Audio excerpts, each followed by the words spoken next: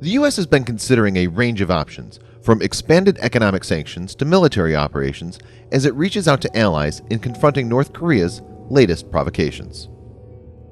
North Korea has been conducting missile tests in open defiance of the US and international community.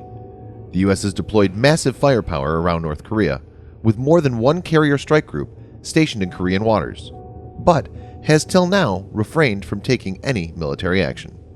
In this video, Defense Updates analyzes the scenarios and reasons that is preventing the Trump administration from using force.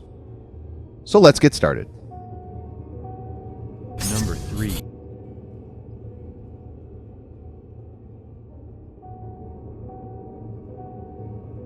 While North Korea's massive forces are largely primitively equipped, Pyongyang possesses the capacity to launch a devastating artillery strike on the city of Seoul.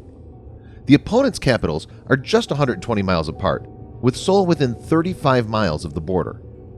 Most of the North's artillery pieces, numbering in the thousands, are already in place, camouflaged, and dug in. North Korea's artillery pieces include the 170mm Koksan, which has a range of about 25 miles, that's 40 kilometers, using conventional projectiles.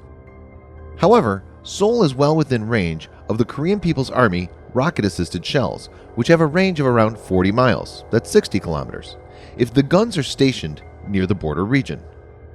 Being self-propelled, 170mm Koksan can be easily moved close to the international border. Even with massive preemptive strike, US and South Korean forces won't be able to neutralize them fully. A decent percentage of these will still remain working.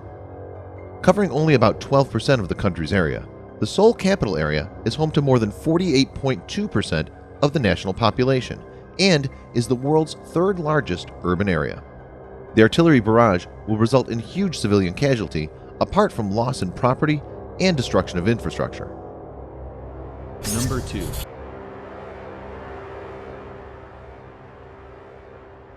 North Korea has more than 1.2 million active soldiers and a further 7.7 million in reserve, making its ground force one of the largest in the world.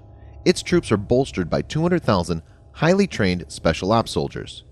These 200,000 odd special operations forces are tasked to carry out attacks on major South Korean and American facilities in South Korea, as well as assassinations of government officials. The commandos would infiltrate the South by using underground tunnels, mini-subs, and Russian Antonov An-2 biplanes during a war. It must be noted that North Korean army is decently equipped. The force consists of about 4,200 tanks and 2,200 armored vehicles.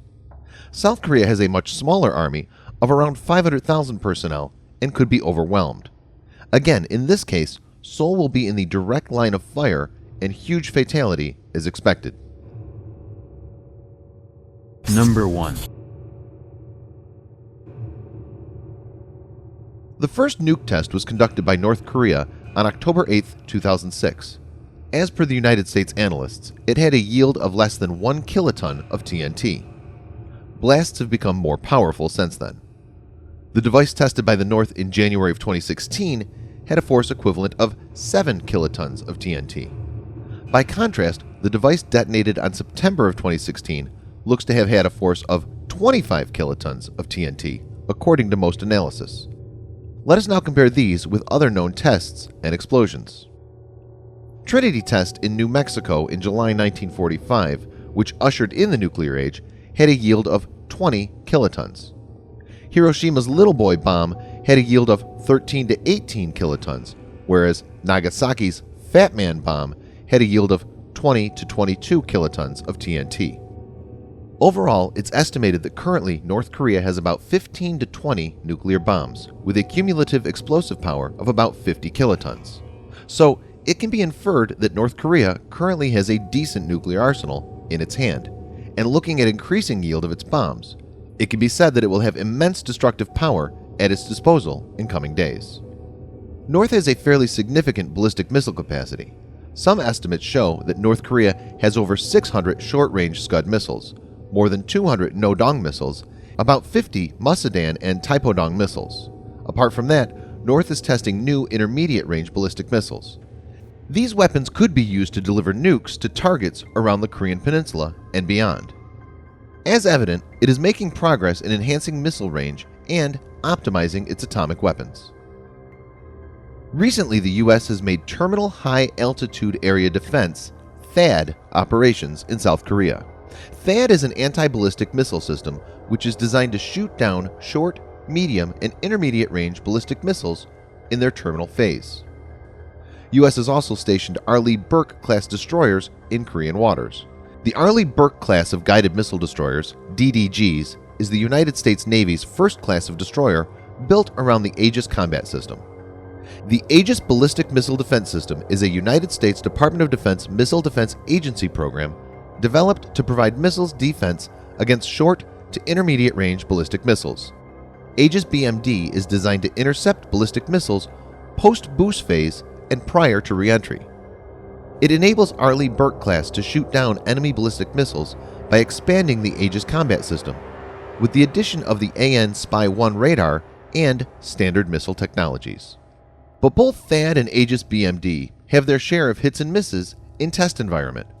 It can be safely assumed that not all incoming missile will be intercepted. As we understand, any high explosive warhead explosion or a nuclear explosion will be a catastrophe in densely populated civilian area.